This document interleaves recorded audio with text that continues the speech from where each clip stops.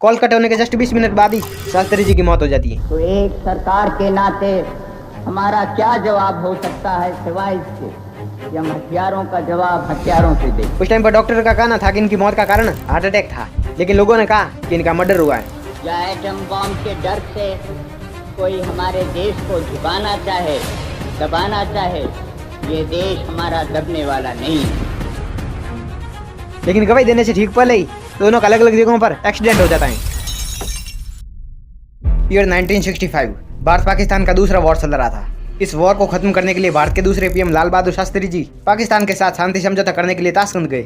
ये जगह उस टाइम यूएसएसआर में आती थी, जिसे आज हम उज्बेकिस्तान के नाम से जानते हैं। 10 जनवरी 1966 ये वो तारीख थी जब शास्त्री जी ने पाकिस्तान के राष्ट्रपति अयूब खान के साथ ये शांति समझौता किया।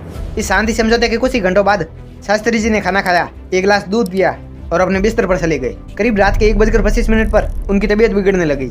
शास्त्री जी के साथ इस समझौते में सीपी श्रीवास्तव भी गए थे। जब शास्त्री जी की तबीयत बिगड़ने लगी तो श्रीवास्तव ने डॉक्टर को बुलाया, लेकिन डॉक्टर के आने से पहले ही शास्त्री जी की मौत हो चुकी थी। डॉक्टर ने उनकी मौत का कारण हार्ट अटैक बताया, लेकिन इंडिया के लोगों ने इस बात का विरोध किया, कहा कि इनकी मौत हार्ट अटैक से नहीं जहर देकर की गई थी।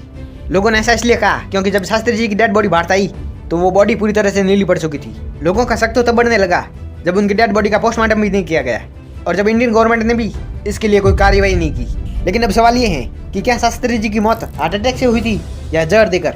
इंडियन गवर्नमेंट ने भी इसके लिए कोई कार्रवाई क्यों नहीं की? क्या शांति समझौते के पीछे शास्त्री जी की मौत की साजिश रची गई थी? आइए सब कुछ जानने की कोशिश करते हैं आज के इस वीडियो में। जय जवान जय किसान का नारा देने वाले लाल बहादुर शास्त्री जी का जन्म 2 अक्टूबर 1960 में यूपी में हुआ था। इनके पिताजी एक टीचर थे, लेकिन जब शास्त्री जी 1.5 साल के थे तभी उनके पिता की मौत हो गई थी। इसके बाद शास्त्री जी की मां अपने तीनों बच्चों को लेकर अपने पिता के घर चली गई, यानी शास्त्री जी के ननियाल। शास्त्री जी बहुत ही गरीब फैमिली से थे और पिता के जाने के बाद तो इनके परिवार की हालत और भी ज्यादा खराब हो गई। धीरे धीरे टाइम बीता गया और शास्त्री जी की उम्र 16 साल की हो गई।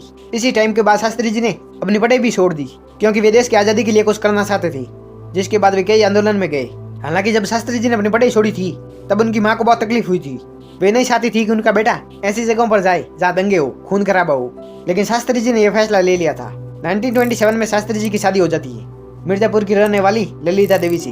फिर 1946 में कांग्रेस की सरकार बनती है। धीरे धीरे शास्त्री जी भी कांग्रेस पार्टी में आ गए। नेहरू जी की मौत के बाद भारत के दूसरे पीएम बनते हैं लाल बहादुर शास्त्री। इस टाइम पर भारत की हालत बहुत ज्यादा खराब थी क्योंकि भारत अभी भी आजाद हुआ था। फिर पार्टीशन हुआ जिसमें इंडिया को बहुत ज्यादा नुकसान हुआ था और सबसे बड़ा कारण तो यह था कि इस टाइम पर चाइना भारत पर अटैक करने की तैयारी में था। इसकी चाइना ने पहले भी कोशिश की थी। चाइना ऐसा इसलिए कर रहा था क्योंकि उसको भारत का ईस्टर्न एरिया चाहिए था, खासकर बात करें तो अरुणाचल प्रदेश। चाइना के साथ पाकिस्तान भी भारत पर अटैक कर रहा था। ऐसी सिचुएशन में किसी भी देश की हालत तो खराब होगी। हालांकि शास्त्री जी हिंसा के खिलाफ थे, गांधी जी की तरह, लेकिन वो ये भी मानते थे कि अगर कोई हम पर अटैक करे तो हमें भी काउंटर अटैक करना चाहिए, बजाय इसके कि अहिंसा का नाम जप करके बैठ जाओ। शास्त्री जी का ये भी मानना था कि किसी आम आदमी के लिए बड़ा नेता बनना कोई मुश्किल काम नहीं है, क्योंकि उनका मानना था कि आम आदमी से बेहतर कोई नहीं जान सकता कि समाज में क्या प्रॉब्लम है, कौन सी प्रॉब्लम बड़ी है, किस पर काम करना चाहिए। वो कहते हैं कि अगर कोई बड़ी हस्ती सत्ता में आती है तो वो सोचेगी कि मुझे तो सब पता है, और घमंड में वो हस्ती दूसरों की सही एडवाइस भी नहीं लेती है। और ये हकीकत भी है क्योंकि अक्सर बड़े पॉलिटिशियंस ही समाज को खोखला करते हैं, देश को तोड़ने का काम करते हैं। शास्त्री जी करीब 19 महीनों तक पीएम रहे थे। इन 19 महीनों में इन्होंने देश को इस कंगाली से बाहर लाने के लिए हर एक वो कोशिश की जो ये कर सकते थे। इंडिया के लिए इन्होंने परमाणु बॉम्ब बनाने का भी फैसला किया था। हालांकि पहले तो ये मना कर रहे थे कि ऐसा कोई बॉम्ब नहीं बनना चाहिए, लेकिन फिर ये मान गए। शास्त्री जी ने इसके पीछे 2 बड़े कारण बताए कि ये परमाणु बॉम्ब बनाने के लिए राजी क्यों हुए। पहला कारण तो इन्होंने ये बताया कि ऐसी पावर भारत के पास होनी चाहिए जो दूसरे दुश्मन देश को डरा सके। दूसरा कारण इन्होंने ये बताया कि इससे कई लोगों को काम मिलेगा और भारत की हालत भी इससे काफी हद तक सुधरेगी। इसीलिए शास्त्री जी ने होमी जहांगीर बाबा के साथ इस प्रोजेक्ट की शुरुआत की। होमी जहांगीर बाबा को तो सब जानते ही हैं, जो नहीं जानते वो इनका नाम याद रखना, ये नाम आगे वीडियो में बहुत काम आने वाला है। शास्त्री जी के पीएम बनने के जस्ट बाद ही, यानी 14 महीनों बाद ही, पाकिस्तान ने इंडिया पर 2 बड़े अटैक किए। 1 अगस्त 1965 में जम्मू कश्मीर पर। इसका नाम रखा operation Gibraltar. As Kashmiri Mujahideen infiltrate the valley, more than 26,000 Pakistani soldiers in civilian outfits cross into Indian territory to create an armed uprising. The ultimate aim is to take over Kashmir, but many are captured. What's your name?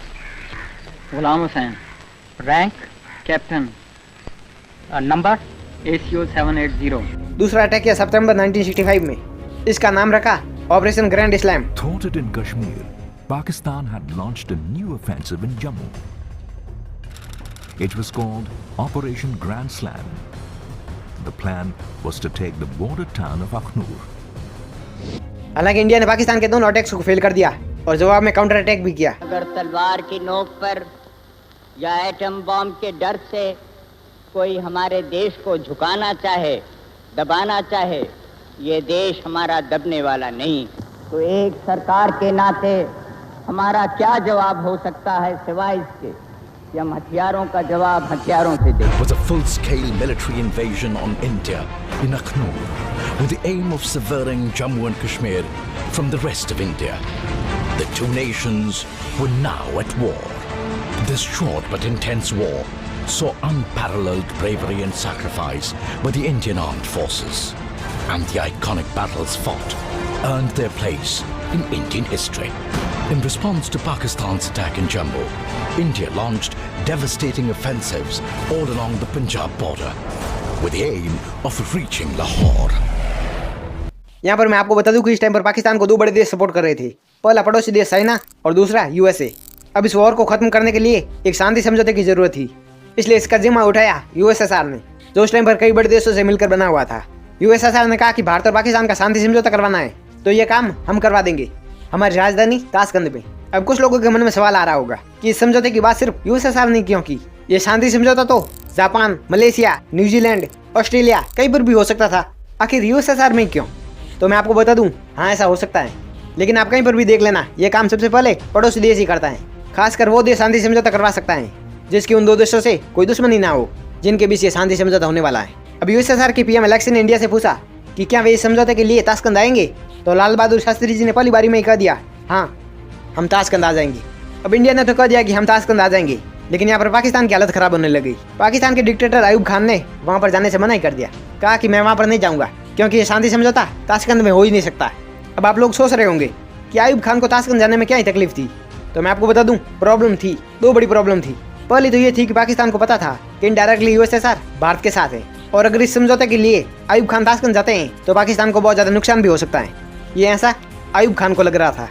दूसरी problem ये थी कि अगर Pakistan USSR जाता है तो पाकिस्तान के रिश्ते यूएसए से खराब हो जाते, क्योंकि उस टाइम पाकिस्तान यूएसए का जिगरी यार था।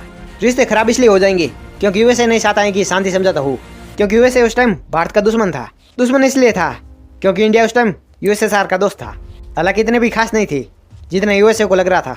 दूसरा कारण ये था कि यूएसए इंडिया से इस वजह से नाराज था क्योंकि इंडिया ने परमाणु बम बनाने की शुरुआत कर दी थी, और ये मेन कारण भी माना जाता है क्योंकि उस टाइम पर जब किसी देश के पास इतना खतरनाक वेपन होता है तो कोई दूसरा दुश्मन देश उस पर अटैक करने से पहले 10 बार सोचता है। अब अगर कोई इंडिया पर अटैक ही नहीं करेगा, इंडिया का नुकसान ही नहीं होगा, तो यूएसए खुश कैसे होगा? हालांकि यूएसए भी इस समझौते के लिए खुश था, लेकिन सिर्फ ड्रामे के लिए। यूएसए ने कहा कि ये शांति समझौता तो होना ही चाहिए, और अगर ये यूएसएसआर में नहीं हो रहा है तो ये काम हम करवा देंगे। और वैसे भी कुछ ही दिनों बाद अयूब खान हमारे यहाँ आने वाले हैं, लगे हाथ ये काम भी करवा देंगे। लेकिन उस टाइम यूएसए की इस बात को किसी ने इतना सीरियसली लिया नहीं। जब अयूब खान ने ताशकंद जाने से मना कर दिया तब पाकिस्तान की जनता अयूब खान के इस फैसले से बहुत ज़्यादा नाराज हो गई थी। फाइनली नाराज जनता को खुश करने के लिए अयूब खान ताशकंद चले ही गए। 10 जनवरी 1966 को यह समझौता हो जाता है। इस समझौते की खुशी के लिए उस रात यूएसएसआर में एक पार्टी रखी गई थी। शास्त्री जी 1 घंटे के बाद इस पार्टी को छोड़ देते हैं और गेस्ट हाउस आ जाते हैं। इस गेस्ट हाउस में थे एक लाल बहादुर शास्त्री, दूसरे उनके प्राइमरी केयर डॉक्टर RN चुग, तीसरे रामनाथ, पर्सनल असिस्टेंट, चौथे TN कॉल जो भारत के राजदूत थे और वहीं पर रहते थे अपने परिवार के साथ, 5वें मोहम्मद जान जो TN कॉल के बावर्ची थे। हालांकि इंडिया से और भी लोग गए थे, लेकिन वो पास के होटल में थे। गेस्ट हाउस में बस यही लोग थे। रात को खाने का टाइम हो गया था, तो शास्त्री जी के लिए TN कॉल के घर से मोहम्मद जान खाना लाता है जो TN कॉल का बावर्ची था। शास्त्री जी ने हल्का खाना खाया, आधा ग्लास दूध पिया और अपने रूम में जाकर सो गए। दूसरी तरफ इनके पर्सनल असिस्टेंट ने इंडिया कॉल किया और इस समझौते की खुशी के लिए पीएम के स्वागत के लिए तैयारी करने को कहा। हालांकि शास्त्री जी ने भी कॉल किया था अपनी पत्नी को। कॉल कट होने के जस्ट 20 मिनट बाद ही शास्त्री जी की मौत हो जाती है। आपको बता दूं कि जब शास्त्री जी की तबीयत बिगड़ने लगी थी तो वे अपने सेक्रेटरी के रूम में भी गए थे। रूम में जाने के बाद उनकी हालत और भी ज़्यादा खराब होने लगी और वे बार बार उस गिलास की तरफ इशारा कर रहे थे जो उस बावर्ची ने कॉल के घर से लाई थी। जब तक डॉक्टर आता तब तक उनकी मौत हो चुकी थी। शास्त्री जी की मौत के बाद उनकी डेड बॉडी को इंडिया लाया जाता है। जब डेड बॉडी इंडिया आती है तो वो डेड बॉडी पूरी तरह से नीली पड़ जाती है। उस टाइम पर डॉक्टर का कहना था कि इनकी मौत का कारण हार्ट अटैक था, लेकिन लोगों ने कहा कि इनका मर्डर हुआ है। इसके लिए यूएसएसआर ने उस बावर्ची को पकड़ा और जेल में डाला, यानी मोहम्मद जान को, जिसने वो कॉल के घर से खाना लाया था। अब सवाल ये है कि क्या ये हार्ट अटैक था या मर्डर? जवाब है मर्डर। वो कैसे आइए देखते हैं। देखो यूएसए पहले से इंडिया से नाराज था, खासकर शास्त्री जी से, क्योंकि उन्होंने परमाणु बम बनाने के लिए लोगों को सपोर्ट किया था। और दूसरा इससे कि इंडिया और यूएसएसआर के रिलेशन मजबूत हो रहे थे। इससे चाइना और यूएसए को बहुत ज़्यादा नुकसान हो रहा था। हमने थोड़ी देर पहले होमी जाकिर बाबा की बात की थी।